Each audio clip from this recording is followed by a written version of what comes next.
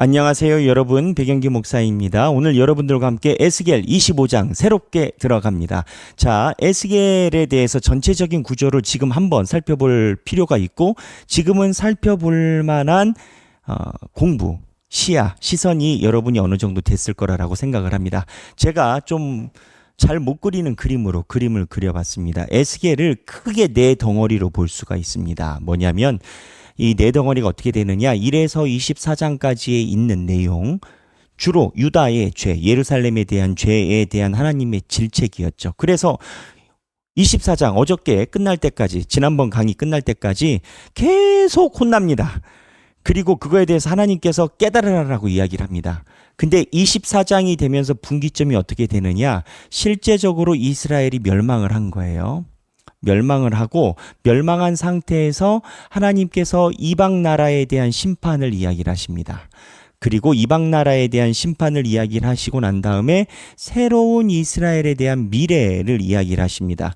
여기 보면은 새로운 이스라엘에 대한 미래를 이야기를 할 때, 그때 33장에 보면 이스라엘이 멸망했다라는 이야기를 듣게 돼요. 에스겔은 시간적 흐름을 좀 가지고 있습니다.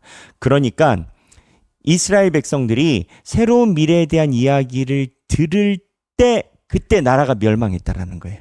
그 소식을 이제 들은 거예요. 옛날이니까. 지금처럼 핸드폰이나 뉴스가 있던 시절이 아니니까 한 7개월 개월수로 따지면은 어디 보자. 7개월 정도.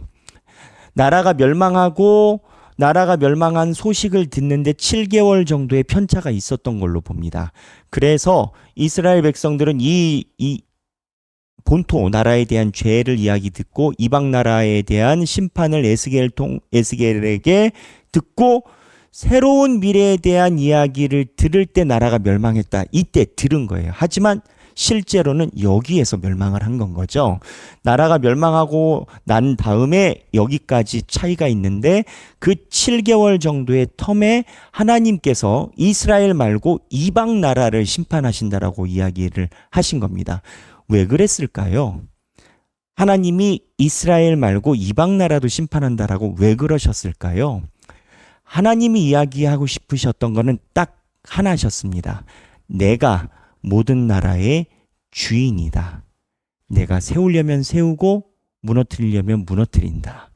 이스라엘 무너뜨리지만 다른 이방 나라도 무너뜨린다. 이렇게 이야기를 하신 건 거예요. 하나님의 목적은 하나님이 모든 전 세계의 주인이다를 이야기를 해주시는 거고, 그리고 나서 이스라엘 백성들에게 새로운 미래에 대해서 이야기를 해주십니다. 그리고 이 새로운 미래에 대해서 이야기를 해주시고, 마지막 40장에서부터 48장에 이를 때 하나님께서 새 땅과 새 성전에 대해서 이야기를 해주십니다.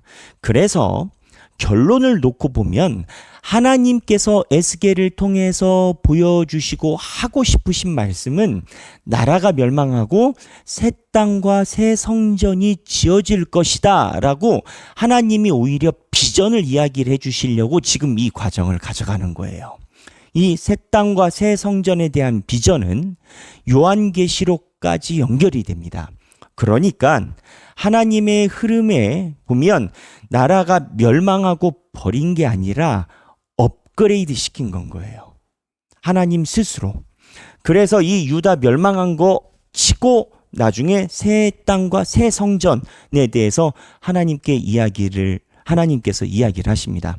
나중에 살펴보겠는데, 자, 여기서 보면은 이 이방 나라에 대한 심판이 있어요. 총 하나, 둘, 셋, 넷, 다섯, 여섯, 일곱 나라입니다. 암몬, 모압, 에돔, 블레셋, 두로, 시돈, 이집트에 관련된 심판입니다. 하나님이 이 나라를 왜 심판하시느냐? 전통적으로 이스라엘 백성 근처에서 살아왔던 나라입니다. 여기 보면 나중에 심판할 때 보면 어디냐? 암몬, 그 다음에 모압, 두로, 시돈, 그 다음에 암몬, 모압, 두로, 시돈, 에돔, 여기가 에돔, 블레셋, 두로, 시돈, 그리고 암몬과 모압. 암몬이 위쪽, 이게 아람입니다. 아람이지만 나중에 이 나라가 없어졌으니까. 그래서 두로, 시돈, 이 다른 지도로 또 살펴보면 암몬, 모압, 에돔, 암몬, 모압, 에돔, 블레셋, 두로, 시돈, 그리고 이 밑에 있는 이집트까지. 이 아람은 사라졌거든요. 사라졌으니까 이 구조를 가지고 있어요. 이스라엘 백성들을, 이 남유다를 중심으로 하나, 둘, 셋, 넷, 다섯, 여섯, 일곱 개 나라를, 남아있는 일곱 개 나라를 하나님께서 징벌하신다라고 이야기를 하신 거예요. 그렇다면 이스라엘이 멸망한 건 우리가 알아요. 하나님 말을 안 듣고 하나님이 말씀하시는 것에 대해서 올바로 행하지 않았기 때문에 이스라엘이 멸망한 건 알아요. 근데 자, 25장 1에서부터 7절, 이방 나라가 심판받는 이유, 이방 심판의 원인이 뭘까? 큰 기둥 하나를 이야기를 하면 이방 나라가 심판받는 원인은 딱 하나인 겁니다. 교만입니다. 목사님, 이방 나라가 교만할 일이 있었나요? 이방 나라는 하나님의 백성이 아니잖아요. 근데 이 교만이, 이방 나라가 왜 교만이라고 보냐면 이 이방 나라가 이스라엘 백성들을 깔본 거예요. 지금 우리나라, 우리의 삶의 언어로 이야기를 하면. 그래서 하나님께서는 하나님의 백성이 아니어도 무언가 다른 상대에게 이렇게 깔보는 행위를 하나님께서 좋게 여기지 않으십니다. 이방 나라는 하나님의 백성을 향한 구원이나 구원받을 대상이 아니에요. 힘쓸 대상이 아니다고요. 그런데 하나님께서 왜 이방 나라를 심판하시냐? 이 사람들의 기본적인 윤리가 이스라엘 백성들을 깔보는 게 있다고요. 여기에서 많은 걸 생각할 수가 있어요. 하나님은 하나님이 가지고 계신 기본선을 이스라엘 백성 말고도 세상에 있는 사람들에게도 그대로 요구를 해요. 우리가 볼 때 세상 사람들 중에 이런 사람 있잖아요. 저 사람은 참 밥맛이야. 밥맛이야. 이런 사람들이 있잖아요. 없지는 않아요. 근데 그 사람들이 하나님께 심판을 받느냐 안 받느냐? 심판을 받죠. 근데 심판받을 때 어떠한 것으로 이방 나라가 심판받냐? 교만. 그 교만이 뭐예요? 이방 주변에 있는 나라들을 깔봤기 때문인 건 거예요. 그래서 오늘 25장 1에서 7절에 보면 암몬이라는 나라가 먼저 심판을 받습니다. 이 암몬이라는 나라 지도상 어디일까요? 자, 암몬이라는 나라가 먼저 심판을 받는데 암몬은 바로 이쪽에 있습니다. 이 암몬이라는 나라는 성경에 여러 번 등장했어요. 이 암몬은요, 조상이 롯이에요. 롯이 누구냐? 아브라함의 조카. 소돔과 고모라 아시죠? 롯과 그의 처. 롯의 와이프가 구름 기둥을 뒤돌아봤다가 소금 기둥이 돼서 죽었잖아요. 그 롯의 자손, 믿음의 조상의 사촌이에요. 믿음의 조상의 사촌인데 이 사람들이 왜 멸망을 받게 되느냐? 이 사람들이 왜 심판을 받냐? 이 사람들이 믿음의 조상의 사촌이었는데 이방신을 섬기고 몰렉을 섬기고 자녀를 제사하는 습관을 가지고 있고 여러 가지 이유로 말할 수가 없어요. 그런데 이스라엘 백성들이 멸망할 때는 이 암몬의 특징이 뭐냐? 배반의 상징이었습니다. 배반. 이 암몬이 처음에는 바벨론 쪽에 우호적이었어요. 그러다가 나중에 시드기야를 중심으로 이 근처에 바벨론에 대항하는 친바벨론 연합이 이 동네에서 형성이 됩니다. 그러니까는 이 동네에서 잘 보이려면 여기에 묻어가야 될 거 아니에요. 그러니까 원래는 바벨론이랑 친하다라고 했다가 배를 갈아탔어요. 바벨론을 적대하는 걸로. 잘못 갈아탄 건 거죠. 썩은 동아줄을 잡은 건 거죠. 그런데 남유다가 멸망을 했어요. 근데 남유다가 멸망을 할 때만 해도 남유다가 바벨론을 대적해서 멸망했으니까 어떻게 보면 동맹국인 건 거예요. 바벨론을 대적하기 위해서 암몬이 동맹국인 건 거예요. 그런데 암몬이 도와주지 않습니다. 남유다를.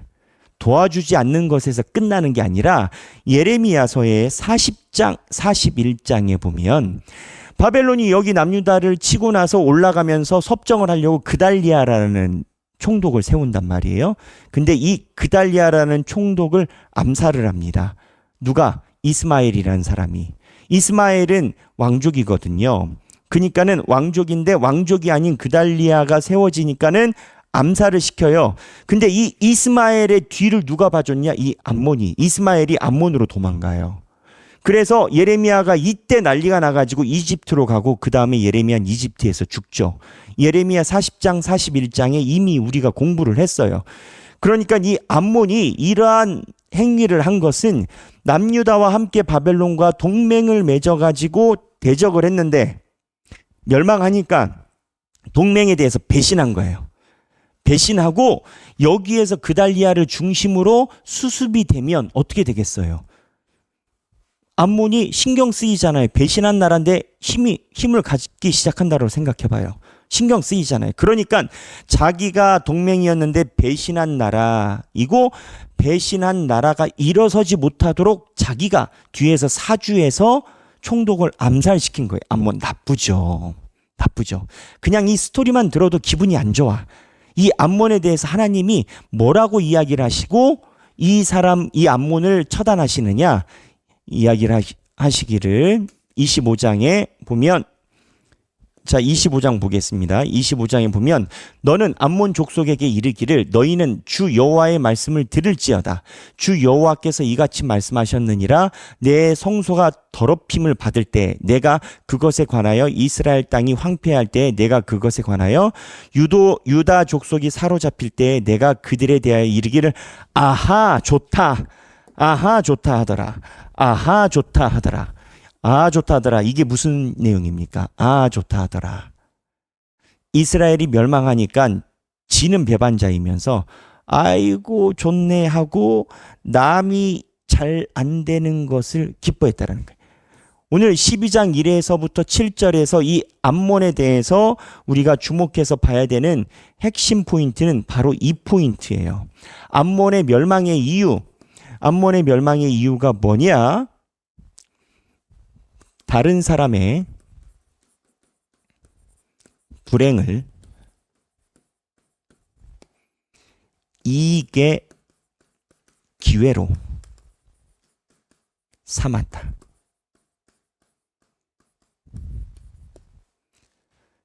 질투에서 넘어서 이 암몬은 이스라엘 백성들을 아하 좋다라고 평가를 하면서 본인들이 자기 나라가 강해지는데 기회를 삼았어요. 그러니까 질투에서 이 배반과 질투에서 넘어가서 어떠한 그림으로 보셔야 되냐면 암몬은 나라가 이스라엘이 멸망했는데 자기네가 영향력을 가져가려고 한 건 거예요. 정치사에 그런 거 많잖아요.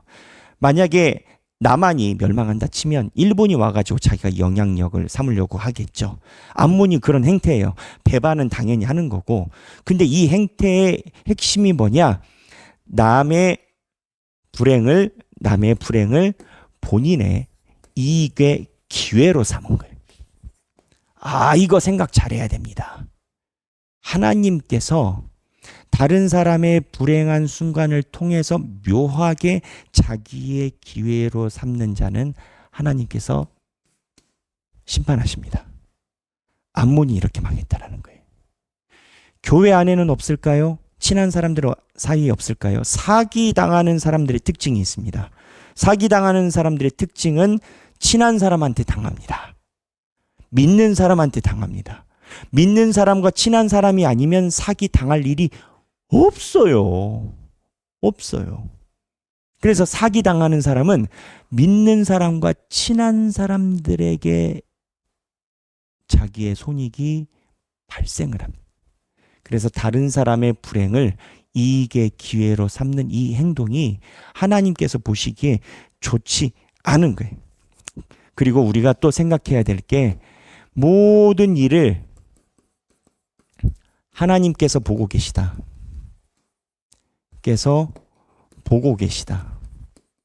하나님께서는 이스라엘이 멸망했다고 해서 주변에 있는 암몬의 죄를 안 보고 계신 게 아니에요. 이렇게 보면 하나님께서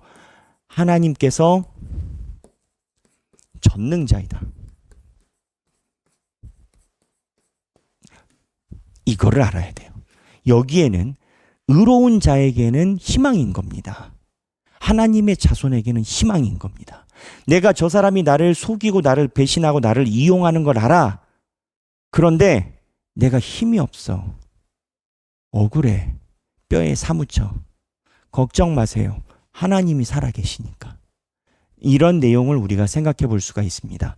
오늘 25장 1에서부터 7절입니다. 제가 여러분 짧게 이야기해드린 내용 살펴보시고 25장 1에서부터 7절 어디 암몬의 멸망에 대해서 살펴보시고 묵상하시고 행복한 성경 읽기 되시길 바랍니다. 감사합니다.